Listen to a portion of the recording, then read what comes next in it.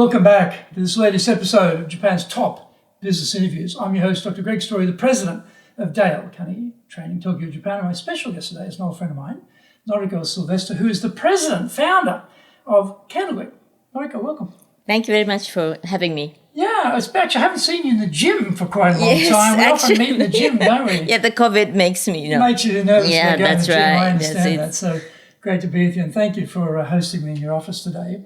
No. So, we're talking about leadership, but, you're unique in the sense that you are a founder, a woman president in your company. Just talk us through a little bit about your background, and then we'll try and focus in on the leadership parts about that. So how did you get to become the president of Candlewick and founder? Yes, actually, my career, I started my career from a secretary, and then that was working for the American financial institution in Japan, the secretary to the top of the branch. And then, I somehow, I wanted to involve more business, not just supporting somebody.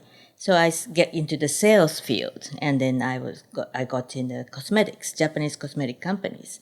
And then I was all over Japan, then started launching some branches in Kanazawa or in Sendai or in Matsumoto. And then until the sales got some goals, then that company not allowed me to go back to the headquarters. Oh, okay. You stay out in the provinces until you get the numbers and you can come back. Yeah, right. So that trained me a lot about how to, sustain the sales. So it was very good experience. Yeah. Yeah. And then after that, 8 years, doing the marketing sales, and I got into the Boots the chemist in Japan. So you know that the English pharmaceutical chain, they started the business in Japan with a Mitsubishi Corporation, and then but unfortunately they pulled out. I was going to say, I don't see any Boots chemist shops around in Japan. Right, I think too many competitors, and then I think it's maybe a little bit wrong positioning. So that's caused my the trigger to start up my business. Oh, okay. Yeah, because I felt that foreign brand doesn't understand Japanese insight. So for example, how we live, daily life, and how we use things in your house, but still they want to sell something irrelevant to Japan. Right. And then so I strongly remember that one financial director said, "Don't import what we can't sell." So that's kind of happened a lot. And then so after that I worked for the Swiss healthcare company as a brand manager. So secretary, marketing, sales, and then branding. And then I was ready to start selling that products in the market, Japanese market. And then after 1 year of the hard preparation, I went to Switzerland twice, and when my son was just 1 year old. And then, but then they decided to pull out from Japan. So I felt, maybe somebody else is controlling my life. Yeah.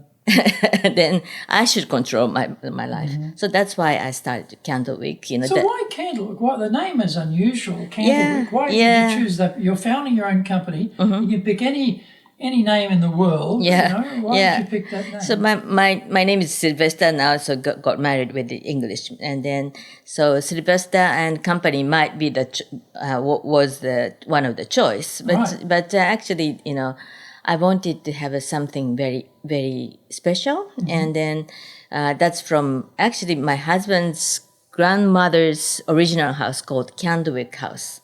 Oh. And then it's close to the Candlewick Lake. Oh. And then that's the kind of story I put, thought attractive. Nice. Yeah.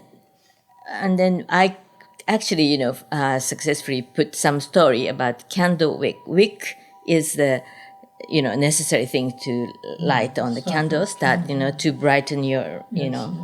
So the core of the message is the candle wick. Right. So communication company needs the core message. Okay. So that's the, story. Example. Example. Yeah. So when you started, how long ago was it when you started? What year did you start? 2004. 2004. So just before Lehman shock. Yes. In 2008 coming up. So you had a couple of years before Yeah, Lehman. yeah. And, you're a first-time founder, president of a company. How did you go about convincing people to come and work with you? Oh, that's a good question. Actually, for initial years, it was very hard to hire good people. But when reputation goes, and then when our branding got better, then actually the good qualification, people who with a good qualification comes to How did you convince those first, I don't know how many, I don't know how many people you had to get to a stage where it's growing, but those first, I don't know, 5, 10, whatever it is, I don't know, 3, 4, whatever it is. How did you convince those people? Here you are, you've never run a company before, you're born in Japan, right? That's right. You're a secretary at the start, and you're going like, well, okay, Japan isn't that open-minded about these types of things, maybe some Western countries. So what did you say to those people to get them to come on board? Because there'll be a lot of people watching this who'll be thinking, well, I want to start a company, or I've got an expansion plan for my company. It's very hard to hire people in Japan. What could I do to convince people to come and work with me and build the dream? So how did you do it? I think luckily what we can associate with the brands, premium brands or luxury brands are so attractive for the people who want to get into the PR communication world. And then especially many of our staff who graduated Candlewick is now playing the quite important role in the other brands. So that's I think that's a proof that we are doing good. And it's a glamorous image, isn't it? Yes, luxury brands. Yes, but in the reality, it's so hard, it's so detailed, and then maybe many of my staff agrees, but when it comes to your work comes onto the TV or comes onto the nice magazine, and then people are talking about that brand because of our message, then our happiness is so satisfaction is so high. I did that. Yes, my work. So that's a good thing. And then also the skill set, what you need for the PR work is everything. It's all about your life. So when you notice, when you go to supermarket, when you go, listen to the radio, that's all connected. So it's very interesting work. So you've got the antennae picking up the vibe of the public and direction. That's in the market. Yeah. So when you first started leading, right? I don't know, when you were working for the previous companies, did you have any leadership roles, or were you always the individual producer in those previous companies? That's both. When I was working for Boots, I was a part of the operation department to start up the stores. So it combined with many functional people, VMD, marketing people. So you're leading that group? Actually, part of it. Part of the leadership. And then I was the leader of the product knowledge training. So that's the products range was huge. So that was quite interesting work, all localization. So just for the Boots, we had 50 brands in the store. So I prepared 50 manuals how to sell in Japanese, and then train them. So that was good experience, and then I think I'm using that skill here for the brands that how to localize. So when you started, it's a brand new company, it's your own company. Did you have a leadership philosophy or a leadership approach in your mind, or did it just sort of happen naturally, organically, as you start to get more people? You got one person. Yes. That's one style of leadership. Then you got, 2 and then 5 or whatever it is. And suddenly the numbers start to change how you Yes. lead. But when you very first started, what was your approach to leadership at that time? It's hard to remember, kind of, and because as the business grows, I learned, more, and then I think I was not like this in the beginning. What were you like in the beginning? Were you the one-man show, do it my way type of boss? No, actually, I'm the one who runs together. Oh, okay. Right. Yeah. Right. So let's do this, and then how do you think, and then the involvement, lots of involvement, but still I should have my opinion, of course, my idea. Yeah. It's your money. Yes, in advance, of course. Right. Right. So that's the maybe philosophy wise, is this the question that I'm going to be asked, in the last phase of this interview, or Well, no. I'm just curious because most people don't get a chance to start from zero with their own company, right? If you are being sent to Japan to run a company that's already existing, there's already established methodology, and you just bring your personal style of leadership to the organisation. But I was just thinking, in your case, did you have something in your mind? Okay, I'm going to start my own company. This is how I want it to be. This is the sort of leader I want to be, whether you planned it to that degree or not.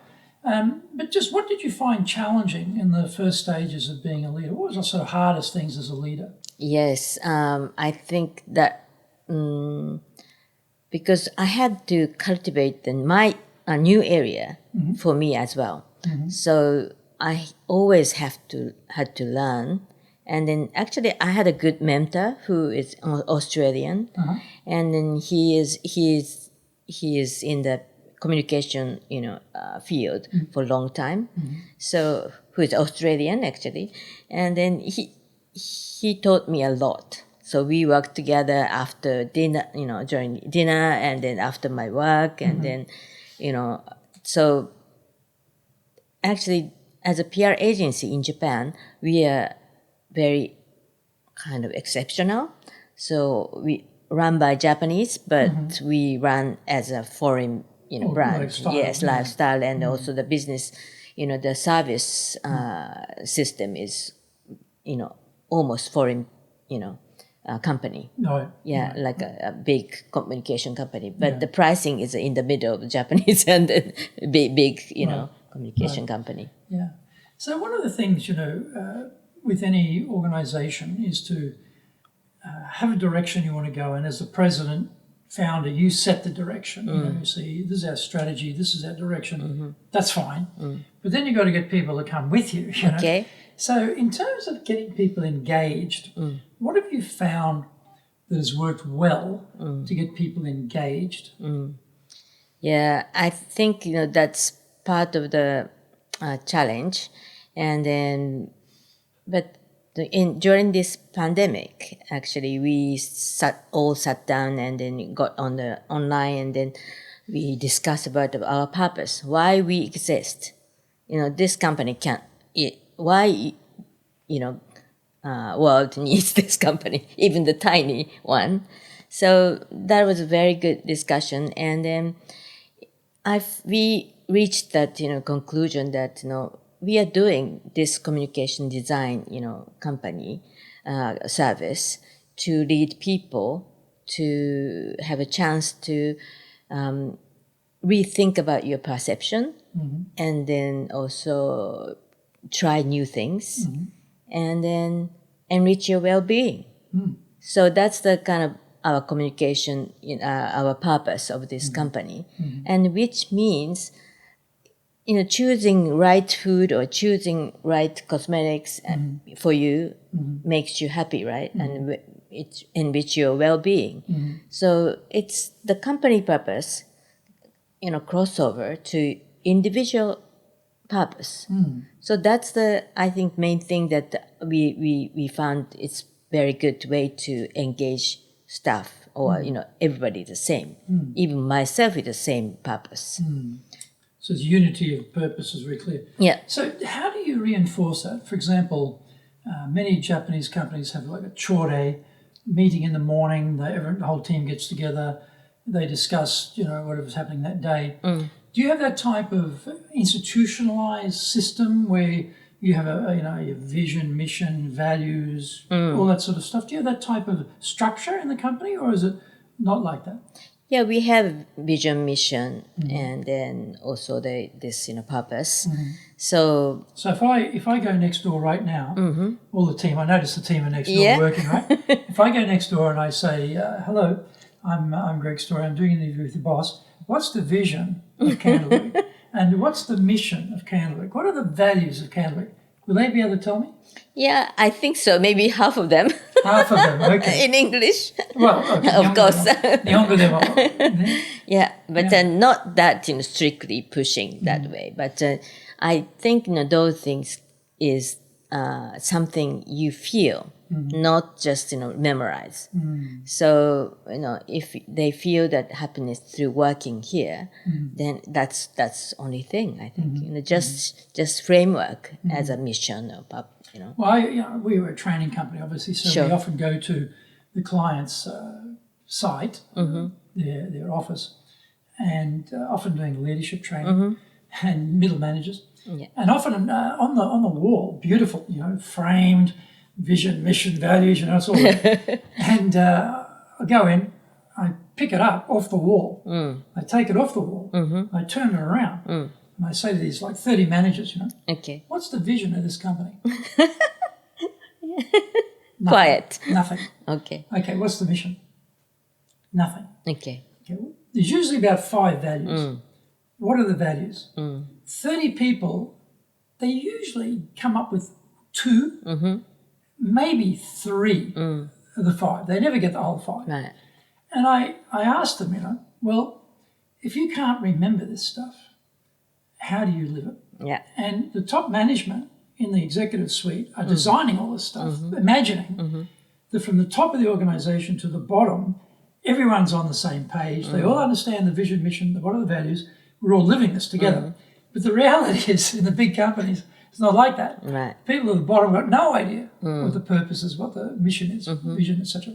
So I'm always curious about how companies actually get that into the fibre of the employee. So in your sense, you're trying to get them to feel it and live it, right? Right. And then I think we do the morning weekly morning online session, meeting, and then we have a keywords, and then actually I created. So your attitude. Okay. So that's the best way to penetrate everything. If you think about what your attitude means, as when you talk to you, and then what you would like me to say, or what you would like to express, right? And then if you create the document, then who is the reader? When you summarize the article, then who is the reader or user of the media? So that's kind of the target is always thinking. That's a communication design. So it's equals to private life. If you're living with your family, and then what they want, or so it's I think working is learning. And then that makes your life happier. So that's my policy. So your attitude is one of them. Are you doing business with Japan? Do you really know how things work? Japan Business Mastery provides the answers. Do you have the right networks and know how to create them? Do you know how to get on the same wavelength with Japanese buyers? Do you know what being trustworthy looks like from the Japanese perspective? Japan Business Mastery is based on more than 30 years' experience in Japan and will become your go-to guide. Want to succeed in Japan? Buy Japan Business Mastery now. If you want to be successful as a leader, do the Leadership Training for Managers course. All companies need people who can both manage and lead. Leading people screams out for real skills in communication, dealing with all different types of people, being excellent at innovation, planning, delegation, handling mistakes, doing performance reviews really well, and inspiring and motivating the team. do the Leadership Training for Managers course now in either Japanese or English.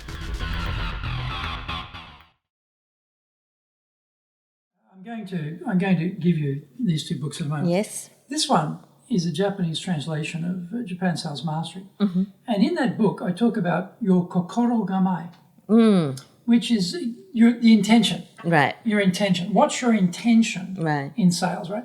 It's very similar. Your idea of your attitude. When you said that, I thought, that's just like you're using the English word, your attitude. Yes. And I'm using the Japanese word, kokoro gamai. Because it's that starting point. That's right. What are you thinking here? What's the point here? It's very deep, basic, rule. Yeah. Not rule, but kind of clue that you can use for many things. Yeah, in a way, it's very deep, isn't it? It is. Very deep. Yeah. What are some other key words you have?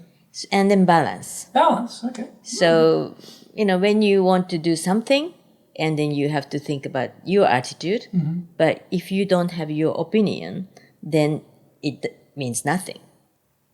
So, what you want to do, what you want to achieve is that have your opinion. That's a kind of weak point of the Japanese. Yeah, I was going to say, when you said that, I was immediately thinking, having your own opinion means accountability. That's right. It means responsibility. That's right. As opposed to, I got no opinion, I'm sort of neutral, I'm not responsible, right? But if you say your opinion, then you own that. Yeah. That's very good. I like that. Yeah. So your attitude and balance is always important. And it's a simple way to, to discuss. Well, it's interesting, isn't it? These are very simple words, but they're very deep in the essence of what it's going to, isn't it? I like that. Often, again, with these, the reason that the staff of these big companies cannot remember the vision, mission, etc., is because it's like four too long sentences or something. It's too long. Yeah. But your attitude, balance, boom, you can remember that, right? That's right. That's good. Good. Thank you. Are there any other keywords, or are they the main ones? No, that's the two main ones. Right? Well, yeah. Okay. Yeah. And so, when you do, in terms of getting engagement, so you've got your keywords. Do you do anything else? Do you have any activities? Is it, pre-COVID, are we all going out to a restaurant together? Yeah, that's right. Going to the pub, copying your husband's English style of work, go to the pub after work. What were some things you found worked well to bring the team together? The reason I ask that is because I'm hopeless at that stuff, because I'm a total workaholic. So, I'll be working away and then I'll realise, look good, I've got no appointments. And then I realise, it's a public holiday. I'm not even conscious that it's a public holiday coming. Haven't planned for it. Right. Don't even think about it as a Zoom. Only gym. Well, go to the gym, yeah, exactly. That's one thing. That's after work. Right? But, so I'm terrible at that. So I always have to remind myself I need to provide some sort of social cohesion with my team, because it's not my natural thing to do. But I struggle with that. But what do you do? Are you a sort of very social person, like to get the team together, or are you like me, a bit dry? I'd be described as a bit dry in Japanese terms, I think. Yeah, I'm in between. I think I'm not too wet, and then I don't ask too many questions, but sometimes because we are all female team, so the topic is quite common or understandable when you talk. If you maybe your age of the man, maybe Japanese man approach to our team, and then maybe the conversation might not be established, but it's easier.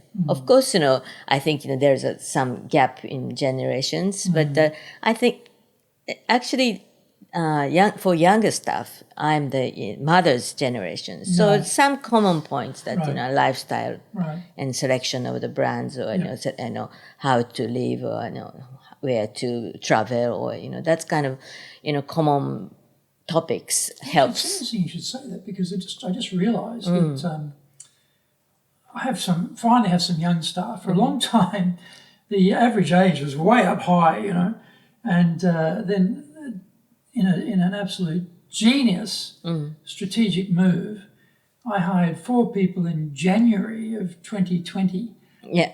Just as COVID hit, Right. Suddenly fixed costs go up and the whole business goes down because of COVID. As I'm being ironic about my genius there, but I realise now, I think, I've got quite a few young people. I'm probably the same age as their father. I hadn't actually thought of it like that before, but when you said that, I thought, oh my God, I'm the same age as their dad, probably. Yes. Anyway, interesting. Yeah, that's a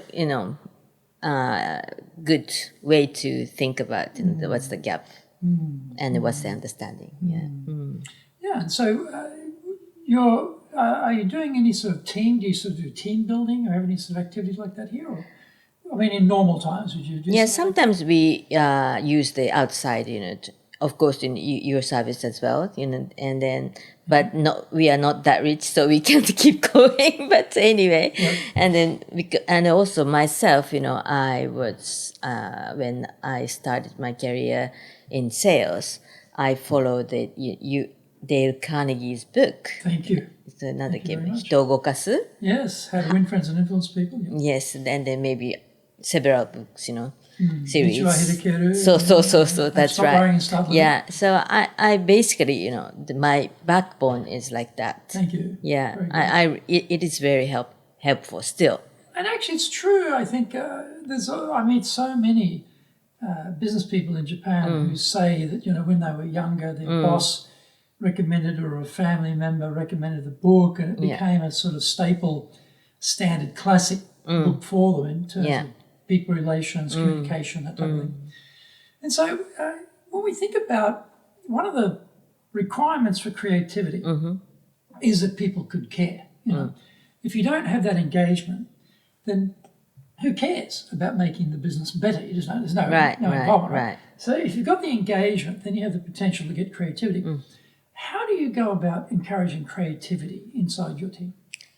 What works? What have you found works? I think the sharing the knowledge and sharing the experience makes people think about, I should experience more, I should think about the other way, so sharing is very important. So, but the problem is that, the Japanese tendency, they are less proactive. So that's my, always struggling, how people to more encourage, people to be proactive. And also, so what works? What have you found that works to do that? Push. Push, okay. So how does that work? So push or pull. You say to people, come on, let's do you do group brainstorming, or you give individuals a project and say, hey, listen, here's an idea, please work on this, see what ideas you can come up with, and then let's have a what's the mechanics? Actually, it's in the middle of the, my journey. Okay. Yes, still. But the experience stuff is very proactive, which means our environment gives people to have chance to be more proactive. Okay. And then, so our environment is because we have a foreigner in our staff as well, and then most of the client is foreign brands, and then we contacted the overseas every day. Right. So you can't be not proactive. Yes, you have to be proactive. Yes, so that's the environment we are providing, but sometimes you have to do this now. Pull you up to the stage. So that's what we have to do. And I guess one of the other counterparts of creativity is failure. I've pioneered a couple of different things in the company which just didn't work. We failed, and I have to take accountability for that, right? But I'm the boss, right? So that's one thing.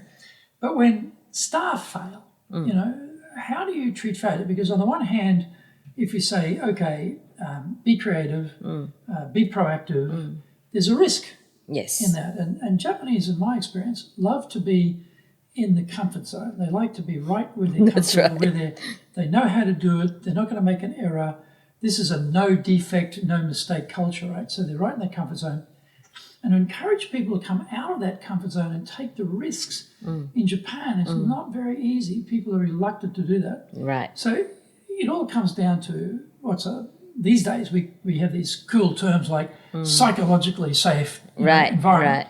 But it comes down to the essence of how do we treat mistakes. So on the one hand, if companies say, okay, be creative, and they are creative, and they try something and it fails, and they whack them because they made a mistake, they've given up on being creative. They just stop right there. That's it, finished on the creative stage, right? So how do you deal on the other side where you're saying be proactive, be creative, and then mistakes come up? How do you handle mistakes? As long as they did everything they can do, and then they consult to the managers, and then it's approved. So we are the people who take the responsibility. Okay. So not the staff. So that's my attitude. But through that experience, that staff has to learn, right?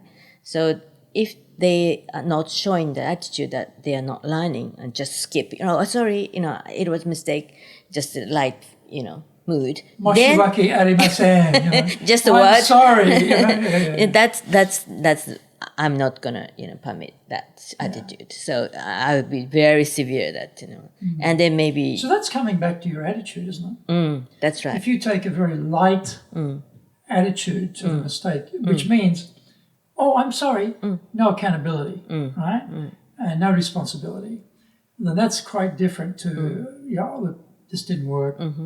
I really want to understand why and help me understand why, and I want to do a better job. That's again comes back to your attitude, doesn't it? Yes. Yeah. Yeah, we teach a lot of leadership, as I said. We hear some horror stories because we're teaching this. We're teaching how to do delegation. We're teaching how to have mistakes, and then people telling stories about when they were younger in Japanese big companies and they made a mistake and what happened to them from their bosses screaming at them in front of the whole office floor, you idiot, and just devastating people, right? And I don't think we do that today, hopefully. But no. That tradition, I think, is around the world, probably in Japan too. So we need to move away from that, I think.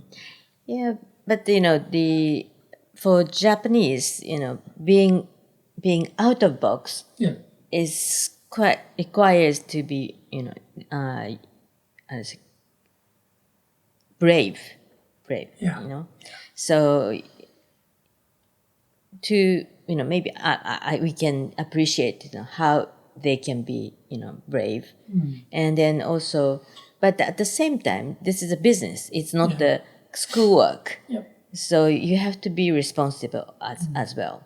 So what should be needed in the process, and then at the same time, what is needed for us to as a management. So both way we have to review and then improve. So that's and sometimes we have to apologize to the client, of course. But recently we have that kind of a room to let people have a failure. But before, until very recently, we have to earn the revenue. So if we lose that client, we can't pay their salary. Then we can't get any failure. So I had to pick up, what's going on. But that's not good for staff to grow. So another balance. So we have to take a balance on how to people let them. Yeah, I guess also it comes down to often the size and the cost of the mistake too, right? So there are companies like Bearings, actually a trader made a big mistake. The company's gone, a 100-year-old company gone from one trader's mistake. It's so severe to the brand and the finances of the company. So there's a responsibility there, isn't there? Yeah. And I guess also this thing about checking, like with pre-COVID, we have open plan in the office, right?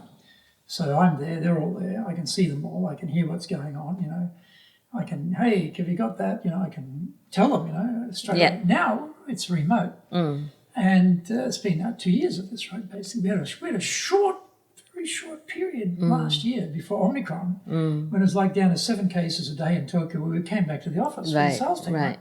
That lasted about 2 minutes, we're all home again. So trying to manage people and keep an eye on what they're doing in the remote environment is a lot trickier. How do you do that? What have you found works in that remote environment for managing people? So actually, we are kind of doing the mix. Mixed. Okay. Mix. So then younger people, staff who doesn't have enough experience, comes to office to share the experience, to let that management advice in person. Right. But for the people who can, staff who can handle the account by yourself, then they can work at home. Right. So only 2 days at the office or 3 days at the, depending on the COVID situation. Right. We are very flexible, and then I think it is working. That's good. So I think we talk a little bit here about culture, and I suppose for us, because we're Dale Carnegie, we have a very solid core of 30 human relations principles and 30 stress management principles, which are our core world around how we operate. So it's very easy to keep that core. But how about yourself? When you started the company up, did you have any particular philosophy around the type of culture you wanted to build, or did that culture build over time? I mean, what have you found works for culture? Yeah, actually, the very beginning of my reason why start up this business is a little bit kind of solution, right? So I have to be self-employed. Right. So I didn't, to be honest, I didn't have any vision or any view of what kind of company I should have. Right. But I knew that mission because I had a very bad experience working with the foreign brands, and then twice fooled out. So that I saw that what's the cause. So I think I had the mission that I can contribute to the foreign brands in success in Japan. So I can be the in between brands and Japanese customer, consumer, and then in between trade people and media, but the consumers. So I think that grows. While I was I've been running the company, and then I learned more again, and then still I'm learning. Yeah, I culture. I don't know whether. Yeah, so sorry, the culture, right? Yeah, like you didn't have I guess the culture's sort of grown organically then. Yes. So how would you describe what's the sort of culture of the organisation? How would you describe that? So we are female team, and many of them were working mothers. Yep. And then so they know, we know that what we really want to do. So some of them want to work short time, some of them work at home. So even before pandemic, we cooperate with the status of the employee. Right. So a lot of as much as possible. Right. So that's the kind of flexibility, but strong, like a willow tree. Right. So what you mean is you're going to work from home, but you're not going to be watching Netflix all day. You've got to produce some work here so we can make some money. Yeah, it's obvious because we can see small team. So if you are not working well, then the result doesn't come. Yep. And then it's transparent actually. Yes. And the other big thing, which I think is critical everywhere, of course, and I think probably particularly in Japan, is around trust. Yeah. Because in a lot of Western organizations, you take responsibility for your career and you have to push your way up, and your attitude is that if you want to go forward, you've got to go forward. But in Japan, there tends to be a lot more take care of me, so that my sort of idea that somehow the organization is going to take care of my career. And that requires a lot of trust for people to feel that. So what have you found good for building trust in your organization between the staff themselves and with you? So I think Japanese tends to be a how to say group mentality is very strong. Yes. So if you are happy with belongs to that company, means it is comfortable. What company told me as an opportunity is good for me. So that trust, I think you're meaning, and then but it's easy to lose that as well. So I have experience that working for the Japanese cosmetic company, and my ex-boss told me, "Oh, this is what you have to do, this and that," and then I prepared and bring to her, and then actually I changed my mind. That's happened a lot. So, but she didn't explain why, and then before. So you have to redo it. Yeah, and then that's I don't know her style. Right. It was, but I never do it. So I try to explain why I changed this bit or why I think I get this to tell you, but still can you do this because of this? So the meaning of what you are doing, explaining, creates more trust. I think. Yeah, In that sense, communication. Yeah.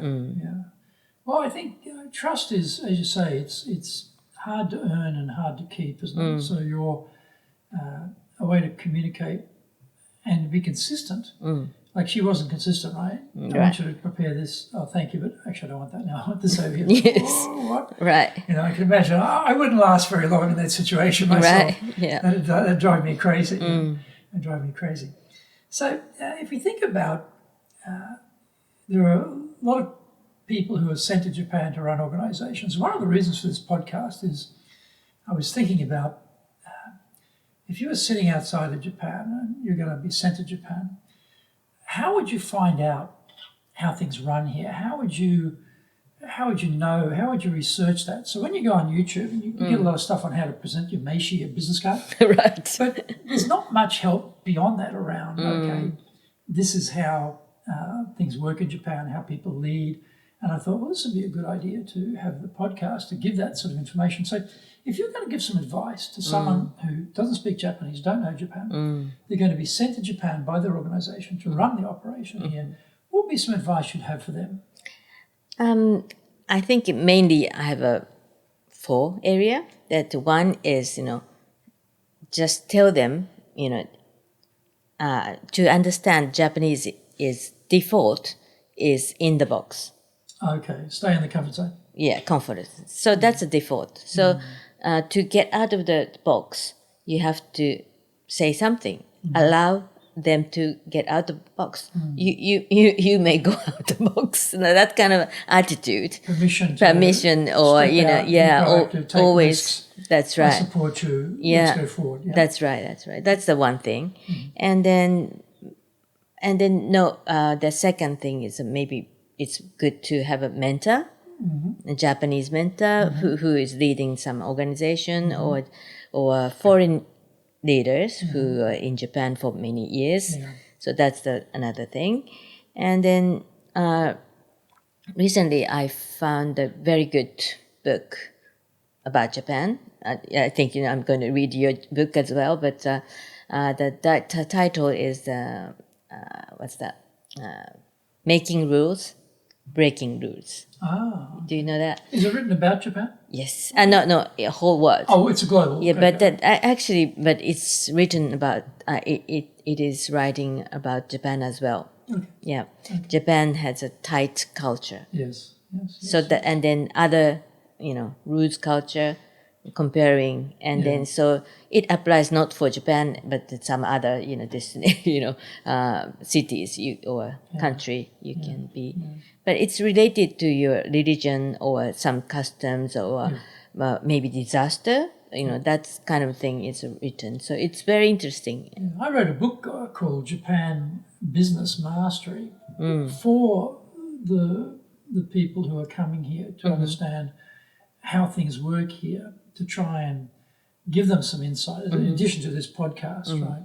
And about that formality, informality, how distribution works, how you get paid. hiring people, how to sell, all that. It's quite a comprehensive book in that sense. Not such a long book, but quite covers all the key areas. Okay. So, I haven't heard that one. I have to have a look at it. So what else? What else can they learn? And then maybe the fourth point would be the experience and join the community. Okay. Yeah. So if, for example, if you go to the Matsuri, the festival in the shrine, you will see how people work together without any words and without any instructions, but still they know what to do. So that's a kind of island culture probably, or the long history and then tradition goes over the generations. So it's not something happened probably in America, or I don't know. It's interesting. Jerome Shushan, who runs Godiva here, he's written a book called Target, very good book. And it's based on a metaphor between, he's been studying Japanese Kyudo, traditional archery, for a very long time, and hitting the target in Kyudo and hitting the target in business. A lot of great insights in his book. I recommend that too. So he's got a Japanese version, English version, probably French version as well, I'm not sure, probably. That's interesting. But it's an interesting book and that sort of idea. So what other things would you recommend? Yeah, I think that's it. That's... Should they learn Japanese? I think so. Yeah. Japanese language has a special power, and then maybe French people think French is a special language. Yeah. But English people certainly always think it's the most important language, right? English speakers, I should say. Yes, but that's history-wise, and then maybe English is dominant. So, the people who I see, foreign here, then when that person speaks Japanese, I think they love Japan. Yeah. Right. It shows a commitment, doesn't it? Yeah. Your attitude again. Yes, that's right. Yeah. I can understand though, for a lot of people, they think they're coming on a short posting, and the investment to learn Japanese is enormous. Enormous. And my cousin, she was part of the Australian Embassy, and she thought she was only going to be on a short-term posting, and then she married an Englishman who was a banker, and she stayed here for something like 16 years. Wow! She could barely speak any Japanese after 16 years. Yeah, she never your thought, partner is a She never thought. Well, he was speaking English all the time. She never thought she was going to be here for such a long time. But and I like you. I think if she'd made a little bit bigger effort, maybe not to master the language. I mean, I've been here for 37 years and I would never claim I've mastered the language. I can communicate. I can do business in Japanese. Right. But, in 3 years, at least I think you can get some level of that's right. Of conversation ability. Even with that helps a lot. Yes. Communication. So, I've asked a lot of questions on leadership. Is there anything I should have asked you about leadership, which I haven't? Leadership, for me, probably if I express, two words again, this understanding and pull. So, especially in Japan. So, if you feel you are understood, if you are feel you are understood, then you will be confident. And then you can be free to think about many creative way, or you can be proactive. So that trust, means understanding. And then, but at the same time, if you just understanding makes anything further. So I said push, before, but pull onto the stage where I or we want them to be. So. Sometimes it's hard for themselves to step up by themselves, so just pull. Right. Right. That's toward Japanese especially, because they are not that proactive. Yeah. And I guess you've created an environment here, a culture here, which again is quite unique compared to most Japanese companies, right? So I'm guessing that you don't have much turnover here, because trying to reproduce this atmosphere or culture in a traditional Japanese company or a big company wouldn't happen. You know, you suddenly got the politics, you got the rivalries, you got the fights, you got the whole works. And, you know, after you've been in this sort of environment, you go out there, it's like, whoa, not so great. So have you found that you've, you know, having this culture, this environment has allowed you to keep your people? You mean the environment of this COVID things? No, your company's culture, your environment that you've created here has allowed you to retain your staff, you know, and people are not, you know, they're staying a long time, they're staying with you. Has that been a feature for you? Yes, I think so. And then also, fortunately, even this, you know, hard time, we managed to sustain our business very healthy. So, the culture creates business, and then business standard of the quality of the service, it's related to your culture. So everything is connected. Yeah. So probably it should be better and better. I was just thinking, you know, we were talking before about your husband's in the recruiting business, right? And there's a lot of competition, you know, now for English-speaking Japanese team members, and so keeping people, good people, is becoming more and more difficult. COVID has sort of slowed that process down, but when COVID is gone, you know, what's going to happen next? So all the things like, you know, your attitude and balance, I think these sorts of philosophies of, you know, pull and push, you know, are going to become even more important. So, yeah, well, thank you very much for sharing your thoughts today. Appreciate that. Thank you very much for having me. So please join us again for our next episode of Japan's top business interviews.